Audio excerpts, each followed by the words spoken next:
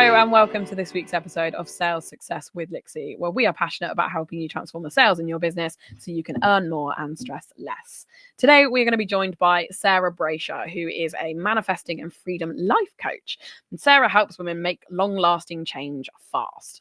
And today, we are going to be talking all about the fact that you can still be successful even when you're not feeling 100%. So let's get into it. Sarah, could you tell us a little bit about who you are and what you do? Yes, of course. My name is Sarah Braysher, and my area of expertise is really helping women come through those struggles of not being able to make sales, not being able to make money in their business, to absolutely flying, but using the energetic perspective around that as well as strategy together to have themselves a business that they have always desired. I love that. And I'm so looking forward to this conversation. So what we're going to be talking about today is that you don't always have to be at 100% and feel really energetic and high vibe to be able to be successful. Absolutely. I think this misconception that you have to be high vibe and jumping around, like Zebedee, like jumping like a crazy woman to be high vibe. And, it's exhausting to try and be that all the time. And, Definitely. so many people beat themselves up like, oh my God, I failed. And oh my God, I'm not going to succeed because of X, Y, Z. And I'm like, yeah, but that's not actually true. Let's reframe it. Let's work through that so that you actually be successful in whatever state you are feeling in. I love that. And I think I'm a great example of this. And also I think I am guilty of doing this to myself as well. So I obviously live with 4 chronic pain conditions, and quite often when I'm on a bad pain day and I'm not feeling that great, I do feel like I've kind of failed and I'm not doing things that I should be. But on the flip side, I built a multi 6-figure career while living with 4 chronic pain conditions, and I forget that. Exactly that. And you know what, with you, what I see is that the mission never changed, the drive never changed. And, although there's a massive difference between a temporary mood or, the pain that you're experiencing and the dominant frequency, if you never let that pain define you, like your mission is always as strong as ever. So, you will show up as little or as much as you want to, but you're still on that focus because, you are so mission driven, and that's been clearly unshakable, right? So Yeah. And actually, now that you say that, yeah, that is absolutely the case. Like, I don't want the pain to rule my life. And my goal in life is to make more women successful. And that hasn't changed even while learning to live with the multiple pain conditions that I've got. Like, that's been the core underlying thing that's kept me going, I guess, is being able to do that. yeah, absolutely. And I think even though what we perceive to be consistent, like there's probably, maybe a day where you didn't show up, maybe, a couple of days, but actually the consistency overall is not defined by those couple of days. And it's not like the universe or whatever you believe in is going to punish you. Like it doesn't have that energy around it. Like, right, you didn't show up, so you're not going to get paid. I remember hearing that so often in network marketing, like if you don't show up, you don't get paid. And I had that ingrained in me. So every single day, even in the corporate world, because I was a chartered accountant for 15 years, and I remember even having a sick day and phoning up shaking. So I'm like, oh my God, my manager's going to punish me. It's going to be frowned upon that I want a sick day. There might be a disciplinary involved, and you kind of have that fear of being poorly or having a day off, because then you've got to go back into work and you've got to catch up and all the emails are there, and it's that constant like trying to fight through everything, and it's exhausting, right? But your belief in your aligned action is way more powerful than like a momentary mood. Yeah, absolutely. Yeah. And I'd love to get your take on how I think awareness is like the first step in acknowledging that there's a problem that you want to do something about. So how do we become aware of the fact that maybe we're not feeling low vibe, but that doesn't need to affect anything that we're doing? That doesn't define us. Yeah. So a classic example was yesterday. I was told that my car was going to cost around £2,500 to get fixed. Oh, The new timing belt and all the lovely things that I have no clue about. And the old me would have absolutely crumbled, would have gone into shutdown. Oh my God, this isn't fair. Why do bad things happen to me? I'm trying my best, like very victim mode. And I would have gone missing for days, like sobbing. And don't get me wrong, I had a little cry. And I'm not saying that we ever suppress how we feel, because we're human, like we're meant to feel all the emotions, but I don't make it mean anything. Whereas before I would have made it mean, oh my God, I'm so poor. Oh my God, I can't show up for my business. Oh my God, I'm a failure. But I've sat there yesterday and gone, it's a car, and that is Yeah. that. Like, it doesn't mean anything about me, but when that question is key, what am I making this mean about me? Mm-hmm. And what we do make it mean about ourselves tends to come from previous experiences. So that could be, if you didn't show up for work because you had a poorly child, and then your boss said, wow, you're not good enough. Or it could be, at school if you didn't show up, and then all of a sudden you've got to go back into school, and all the children like, you're behind. Like you missed this and you missed that. Like those experiences, although we can look back on them now and think, God, kids are cruel. But, Yeah. as a child, we make it mean, oh my God, I don't fit in. Oh my God, and it tends to be from previous experiences that we then form those patterns of behavior of making Mm-hmm. it something about you when actually it doesn't define you. Mm-hmm. Yeah, I think that's really important. Like we need to be aware of the fact that our brain is trying to protect us, so it will look for things that what's the word I'm looking for, that emphasize what you're currently thinking. That doesn't necessarily mean it's the right thing for it to be doing. It's just what your brain has perceived as the right thing to help keep you safe. Yeah. And I think it's down to us to challenge the natural state that our brain puts us in, because that's the best way to kind of work through it. Is like, yes, I could sit here and wallow in the fact that I didn't sleep last night because I had really bad stomachache, or I could pick myself up and still have a good day even though I didn't sleep very well. And I always come back to the there's an analogy that's like, if you had £1,000,000 and somebody stole 10p from you, would you be upset about that? And then you look at that as you transfer that into time. So if you have a bad 10 minutes in your day, is that going to ruin the whole day, or are you just going to have a bad 10 minutes and then you're going to get back to doing whatever it was you were doing before? And that's the philosophy I try and live by. Yeah, absolutely. I remember when I was training for the London Marathon last year, and there were some days where I didn't want to run, or maybe I had a good old binge and I had my roast dinner on a Sunday and all the puddings and stuff. But the long game was still, you get back up and you start again. And I still ran the marathon. The goal is still achieved, whether or not you've got the days or the dips and the ups and the downs in between. That marathon and that medal was still achieved at the end of that. Yeah, absolutely. And I think that's why consistency is so important. And I think people misinterpret consistency as constancy, if that's a word. So you don't have to constantly be on doing whatever it is that you're doing, but you do need to do it consistently. And if consistently looks like whenever I'm at a 2 out of 10 of pain, then I'm going to do this work, or whether it's 3 times a week I'm going to do it. Like, as long as you're consistent with it, you'll end up achieving your goals. Yeah, and I think as well, knowing that if your goal actually matters to you, you're going to show up. And like you say, if that means having a rest, but sometimes we need a sleep, we need a nap. That is still, looking after yourself and making sure that you can then go to the next level. I've always noticed that if things have gone a little bit, rough, or if I'm a bit poorly, there tends to be a breakthrough at the other side of that. Through even through Christmas, like December was my biggest month, and we had the flu, we had 2 poorly children, we had Christmas, we had New Year, the kids were off for 2 weeks, and it was my biggest month, because none of those things actually define me. Even when I was very ill with the flu, there were some days where, there'd be like multiple 4 figures coming in, because my underlying vibration is I make sales no matter what. Money comes into me no matter what, and I get to make an impact no matter what, because that matters more than a slight blip. And because I'm so passionate, as you are, about what we do, it's a non-negotiable that we're still going to keep doing it. Like you say, it's a long game. Yeah. And I think when you connect emotionally to your mission or your goal or whatever it is that you're looking to achieve, I think that does make it a lot easier. Like, if you're trying to achieve something that you don't really care about, like you're doing it because you're expected to, or you feel like you should be doing it, then when you are feeling lower, you're not going to show up, because it's not you that cares about it. Absolutely. It's the shoulds as well, isn't it? Again, I remember when I first started in the online space with the network marketing, and I used to see all the successful women had the Range Rovers and they had the fancy handbags. And I was like, oh, I'll put that on my vision board. And none of those things mattered to me, which is, even on those days where I felt a little bit lower vibe, I'd look at that and be very uninspired, because they were never my dreams and goals in the first place. But when I then connected to, I want to get us a garden for my daughter, because we lived in a top floor flat at the time, and I saw the neighbours next door with a garden.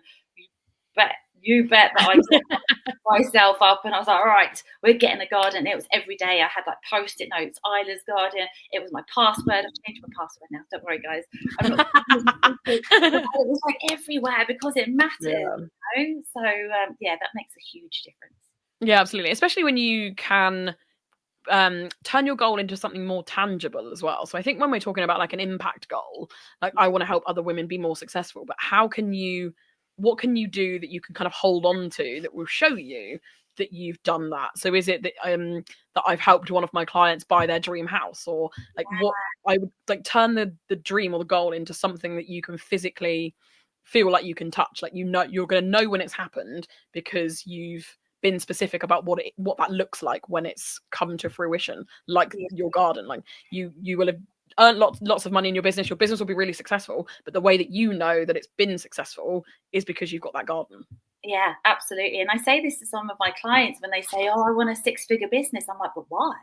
Yeah. Oh, well, you know, it just be nice to have. Okay, well, that's not gonna, the money itself is not the driver, it's what it's gonna give you and create for you as the driver.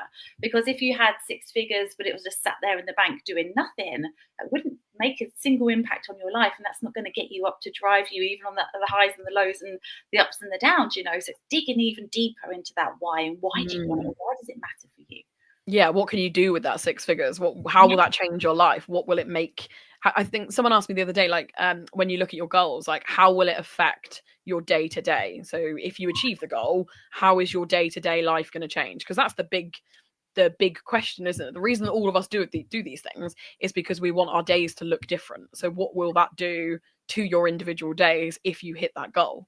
Yeah. And even when you think about what pain points you're going through right now, you know, I know as an accountant, my pain points were no freedom at all. People had my daughter more than I did. And, you know, it's understanding that actually with the money that I'm going to make from my business, I will have that freedom. I can go for a brunch on a Tuesday, or I can pick my daughters up from nursery and school and stuff. And like you say, they are the reasons why you want the thing. So yeah, it's really powerful. Yeah, definitely. And if we've got people listening who have decided that they want to start raising their general vibration, how do we even go about starting to think about that? I love this question. Okay, so there's many different things that you can do. The first one, I've got like my own little blueprint. So I really acknowledge now, right, how am I feeling in this moment? If I'm feeling a bit lower vibe, is there a reason why for that? So it could just be, you know, we're women. We have different ups and downs and hormones and all the lovely things. And it's acknowledging, right, it's because of this and I need to rest. My body is telling me to rest. If it's because I've been around a certain someone that I know triggers me or is a moaning mini, as we call them, then I am aware, let's lessen the time with that person because, or protect my energy. So again, like I'm a little bit spiritual with this stuff, but I'll even set the intention where I put a bubble of light around me and I'm like, no, my energy is my responsibility. Yeah. So when I go into that space, I am protected and I'm not taking on any of their stuff as my own. So I acknowledge that stuff. I'll acknowledge, what have I been looking at on my phone? Have I been scrolling? Have I been in the TikTok scroll hole? Because that lowers my vibration massively. Yeah. But it goes into, you know, hours. And I'm like, where's that time gone, Sarah? So I've got to really be honest with myself. And they say, right, these are the things that don't make me feel good. What does make me feel good? Going out for a walk. Love it. I love going out for a walk, even, you know, around the block, down the road. We've got woods near where I live. So that even is so good for my soul. What else makes me feel good?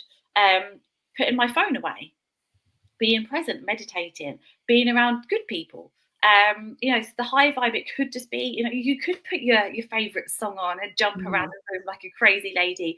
You could, you know, maybe take yourself out for a little lunch date if you want to. Like, everyone is going to be different, but you know, even if you just write down what makes me feel rubbish, what do I need to do less of? What makes me feel good? What do I need to do more of? And having your own blueprint there, so that you can come back to that at any time and say, right, that's it. You're rubbish. I'm going out for a walk. Yeah, absolutely. Knowing those things that bring your vibe back up. Like, are you like Meredith Grey and Grey's Anatomy and you want to dance it out? Or Yeah, would you rather just sit quietly by yourself for 10 minutes and forget that the world exists? Like, what is it that helps you get back into that frame of mind? And there was absolutely. one thing you said there that was that you don't take on their Oh, problems or whatever, which reminded me of a conversation I had the other day. One of my favorite book series, which is called Throne of Glass, highly recommend, fantasy. One of the quotes that I always remember for it is, "I am the rock against which the surf breaks." I think oh, I've remembered that correctly.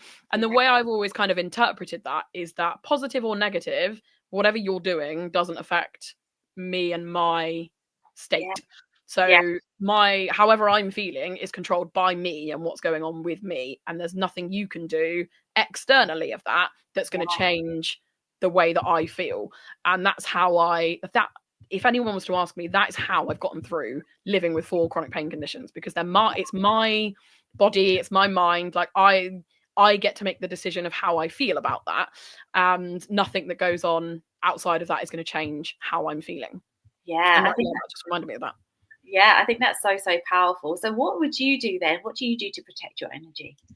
I don't spend time with people, like you said, that I know are going to bring it down, Yeah.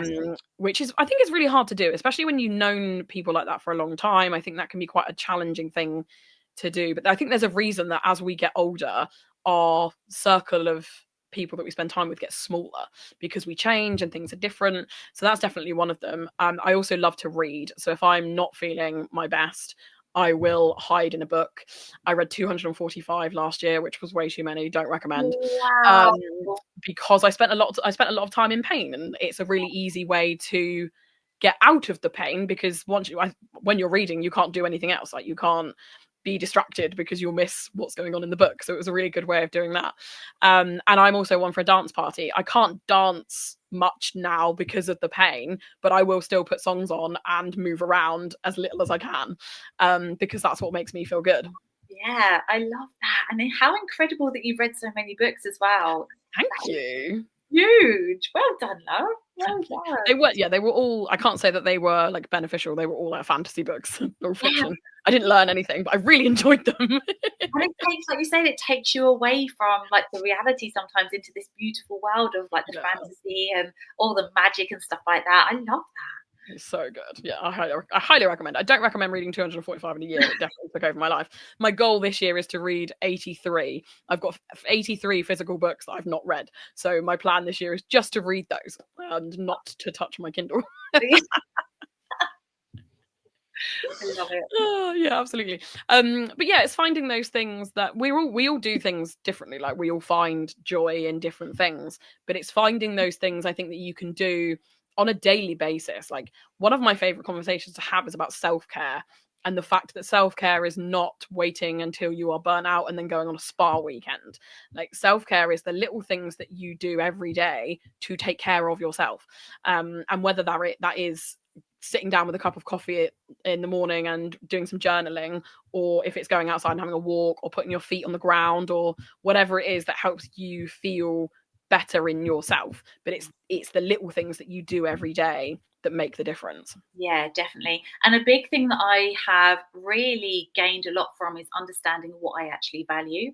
Because when I've understood that, the moment that I maybe am in a lower vibration, it may possibly be because I've gone against some of those values. So Mm. it could be things like freedom. I value freedom massively. The minute that, I'm so grateful for my business, but the minute I look in my diary and it's fully booked all week and there is no time for Sarah, I'm like, oh, It's a bit oh, much. I've gone right against it, which then, I love my clients, I love my students, like, I love teaching, but there's got to be that element of looking at your values and thinking, God, where have I really gone against that? Because it's only us that can really go against them. Hmm. Boundaries massively. If I've let my boundaries go, if there's, if I become too much of a yes person, and at the end of the day, you're left with nothing in your cup. I'm like, oh, Yeah. okay, I've gone against my values there. Well done, Sarah. When you I value my time. If there is a way that I can fast track something, I absolutely will. Like if I Hmm. even if I go to like Legoland or somewhere like that, If I can fast track a ride and I don't have to stand in a queue for 70 minutes, I can get on there in 10. Yeah. Yeah, I'm going to do that because that's what I value. And I value that with who I invest in. If someone can teach me something, instead of me going for weeks trying to build a sales page or a website, and you can get me there in a day, like that's what I value. Yeah. So, and I really notice that if I'm trying to figure stuff out just to save myself a few quid, I'm like, Sarah, come on, you're winding yourself up and you're going to get it done. Let's find an expert, shall we? Energy, anyone, like we said, anyone who drains my energy or anything that, my other half love him, but some of his programs, I can't watch them because they just take my energy right down. Things like quite serious, like Viking programs where there's all these different things that I just can't watch.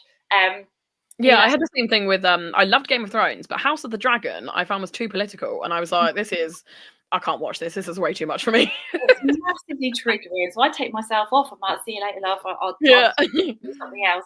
But values is huge. So when you can understand what you do value and then where you're going against those values, you then have the ability and the awareness to change it. Yeah.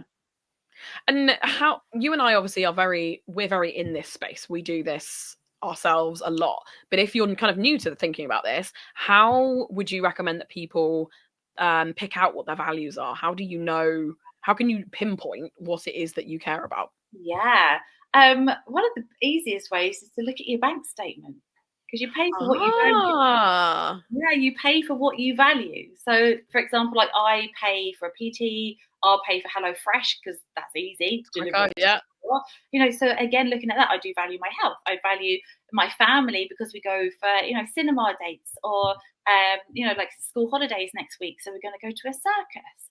No, I wouldn't do that if I didn't value my family. Yeah. And I value like experiences, adventure. I love that stuff. So pretty much everything you're paying for right now. Love that. And that's quite an easy way, I think, of at least just to get you started. That's quite an easy thing that we can go and do. Yeah.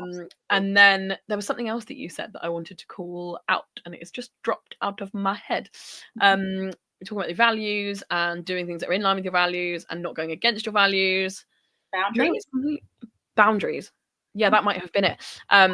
Yeah, and the fact we were talking about like not spending time with negative people, and that is one way of enforcing your boundaries, is like not spending that time with them. But enforcing your boundaries with people that you spend most of your time with is also important. Like even the people that you love and care about and you enjoy their time, you still need to have boundaries with them, because otherwise they're not going to know where your limit is or where something starts to make you feel like out of alignment with what you're doing. And what are good ways that you would suggest to try and start enforcing some of those boundaries? In terms of my phone, so I now, because I get quite a lot of messages from the clients or new people that are coming into my world, I will only answer those messages probably twice a day. Yeah. So I might write half an hour, boom, boom, boom, boom, boom, because otherwise it's to and fro all the time. I'm exactly the same. Yeah, you have to. Like that's a huge boundary, but it took up so much of my energy before, just going backwards and forwards all the time. By the end of the day, I'm like, I haven't done anything. Yeah. Apart from just have conversations, which I love these people, but Sarah's also got to do some work. So that is a big one. In terms of the home, especially with 2 young girls and quite a messy partner, it has really had to be, just laying down what my expectations are. I am not going to be picking up all of your pants and just like pick them up yourself. One of them's 7 years old, so she's now, very aware that you want something done, we're going to either do it together or you can do it yourself. And it's, I'm terrible at expressing my needs before. And I would very much be, no, don't worry. Sarah will do it. Sarah will do it. And there was a point as well where, and you might be re-listening to this, so apologies, Chris, but where, he'd say, I'll hang up the washing. And I'd go and look at it and a right old mess. You've done it wrong. And I'm like, don't worry, I'll just do it anyway. And then I'd make a rod off my own back. So I'm like, no, it's all right, I'll do it. I'll just do it. Whereas now I'm like, right, we can do it together. And then, because it's not just my washing, it's not just my cleaning, it's everybody's. But I had to be really strong with with being vocal about that, and not just being the little Sarah. It's like, no, it's fine. Because again, that reverts me straight back to how things were as a child when I was at school, when I would never ask for help. So I'm like, Yeah. I'm okay. Where actually now you've got to get your big girl pants on, your big deal pants on, pull them up, and set the standard for yourself, because the way that you set the standard for you is then the way that other people will treat you. Because otherwise, they won't know what your expectation is. Yeah, absolutely. And that's definitely something I've had to learn. Just going back to my chronic pain, like I'm like you, I'm quite happy to do everything myself. Wasn't one for asking for help, and now I don't have a choice. Like I physically cannot do the things that I used to do, and it's taken me probably a year to get to the point where I won't do it now. Like the stuff I know that I can't do, like I just won't even attempt to do it. And the people that are around me hop in and they help, and they probably would have done that a year ago if I'd told them that I couldn't do those things, but I didn't. I struggled and caused myself pain and did things that I shouldn't have been doing. But yes, it's taken me a long time. Like these things don't happen overnight. But now I'm at the point where like I won't bother trying to empty like the dishwasher, or I won't put the washing out, because it's going to do is cause me agony, and I'm just going to be sat doing nothing for 3 days afterwards. But it takes time to get to be able to have that conversation in the first place, and then also to take the action on it, or in my case, not take the action, and get used to doing that. And isn't it interesting as well that it took for you to not be able to do it at all for those conversations to be had? Yeah. And a lot of us females especially do wait till it's a little bit either too late, or we wait until we've absolutely exploded. Yeah. That's it, I can't do it anymore. When actually, it could have, like you say, could have been spoken about a lot sooner. But it's that confidence. It's, it's very much a society thing. It's like, don't worry, I'll do the washing and the cooking and the cleaning. And stepping out of that society, perspective of what a female should be doing, and saying, no, actually, we are strong women who are running businesses right now. I'm going to need a bit of support here. Yeah, absolutely. And I think, and that's one thing that I've noticed in all the clients that I work with. They're all female business owners, and we do so much stuff ourselves, like in our businesses as well. Like we put on all the hats, and then we think we can't delegate anything to anybody. And it's definitely a common trait that I see in lots of the female entrepreneurs that I work with. And I try and implore my clients to delegate or to outsource, because we physically can't do everything in our businesses. Like there's no medium to large size business that does everything itself. So if you want to grow as a business, you need to be more than just you that's in that business. Yeah, and these are the parts, actually, I was talking to my coach about this. These are the parts that people don't see, like us being set up sometimes till 11 o'clock at night, trying to, reply back to contracts or emails, or set up a sales page, or, like signing documents and all these different things. Like you have to, like you say, have every single hat on. And sometimes the women do have a bit of resistance to letting some of that go. But like you say, there has to come a point, especially with the expansion and scaling of your business, where you do have to kind of put your hands up and say, right, if you can do it better and quicker, then please help me. Because, although it might be seen as an expense, actually that's going to be a huge investment for your ability to grow. Yeah, because you can then spend more time doing the revenue generating activities that only you can do. So the actual coaching or the free workshops where you entice clients to come and work with you, like those things that you can't outsource, you can spend more time doing those and less time doing like the admin in the background. Yeah, absolutely. I love that. So have you got any final advice for people that are listening if they are feeling ready to improve their natural vibe, and also stress less about the days when they are feeling low vibe? Yeah, I mean, like so much of what we talked about today is going to be the starting point. So looking at what makes you feel low vibe, apart from if you are feeling genuinely sick or poorly, but again, don't make it mean anything. Another last story before we go. I remember doing my first ever launch. It was a 3-day launch, and it was like my 8-week program, my first one-on-one. And the first 2 days I did live events in Facebook. The first 2 days I absolutely nailed it. I'm like, well done, Sarah, smashed it. Day 3, when I was talking about the prices, my at the time 3-year-old daughter was there, and as I was about to say, right, it's X amount, it's 8 weeks, one-on-one, she's like, Mummy, I'm going to be, and she threw up Oh no. on the live. And of course, the live was still going, and I had to step away and I said, I'll be back in a minute. I'm just going to go sort my daughter out. And after that live, I said the prices. After that live, I sobbed. And I made it mean, again, coming back to the meaning, I made it mean no one's going to buy. That wasn't good enough. I wasn't professional enough. And when I, again, spoke to my coach, she was like, Sarah, it's just a sick child. So when you really strip it right back, look at what's actually going on, the evidence that you've got. Right, I'm not feeling very well. That is it. Yeah. She had to be sick. That was it. And when I reframed it, 4 people signed up. So it was but in that moment, I was sobbing, crying on the bed. That's it. I messed it up. And a huge takeaway, ladies, would be just like, what is true? Is this true? So looking at first, if we can get it all out, right? I'm making it mean this. I'm making it mean that. I'm not good enough. I'm not worthy enough. And really sit in that. And then afterwards, just looking at, is this true? Yeah. The truth is, my car's not very well. Okay. The truth is, my kid's not very well. The truth is, I feel a bit crap today. The truth is, I'm choosing to believe instead. So the next line will be, I'm choosing to believe instead that today I can rest and still make money. Today I can watch telly and still make sales. Yes. I've got goosebumps. We get to choose to believe that, reframe that, because, anything that we decide what we believe. I believe, if every Friday in the school holidays, me and my eldest, we go out, we have fun day Fridays. And I honestly swear to God, they are my biggest revenue days. And I'm not on my phone. I'm not selling, but I'm having fun.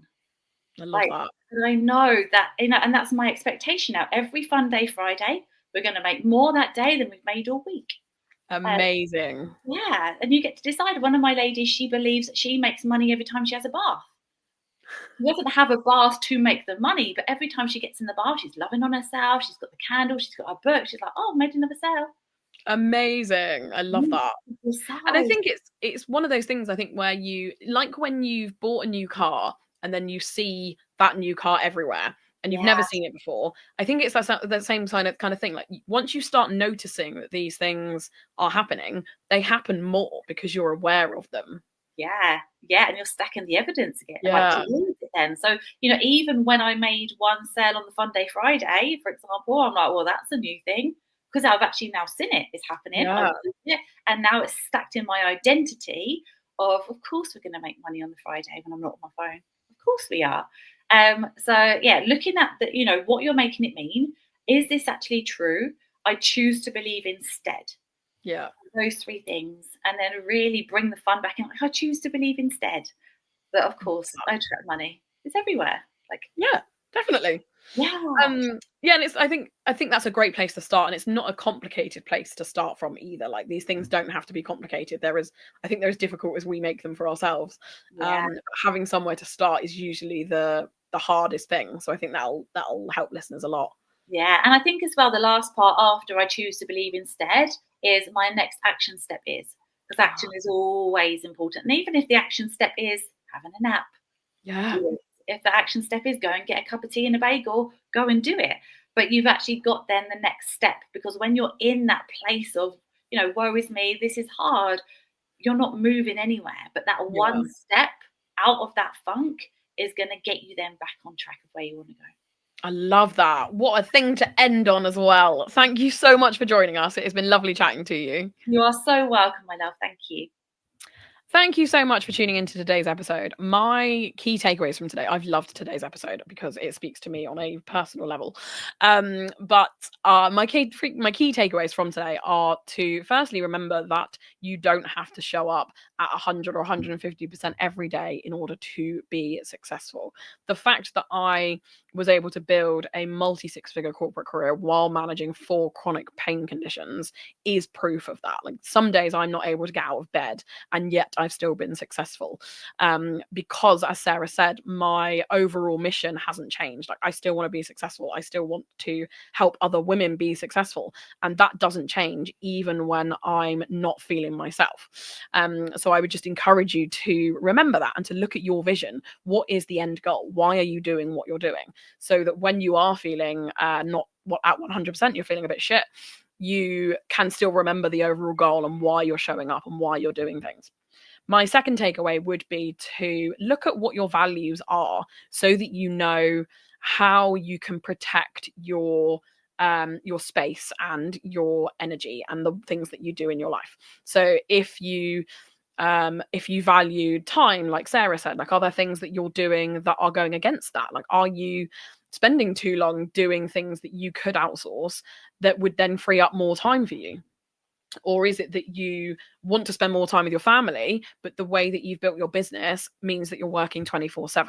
So just have a little review of what your values are and whether your business is in alignment with those values. And then my third takeaway would be to be aware of what you can do to lift yourself up when you are feeling crap, or feeling low, or feeling not like yourself. What are the little things that you can do on a daily basis? So if you just wake up on like what day is it, a Wednesday morning like today, and you're just not feeling great, what can you do to make yourself feel better that doesn't involve going to a spa weekend or on a holiday or something that you can't do right now? So is it that you put on your favorite song and you have a little dance, or that you sit in your comfiest chair and you drink a nice coffee? Like, what are the little things that you can do that will make you feel more like yourself and bring you back into your higher vibe? But thank you so much for tuning in. I will see you next time.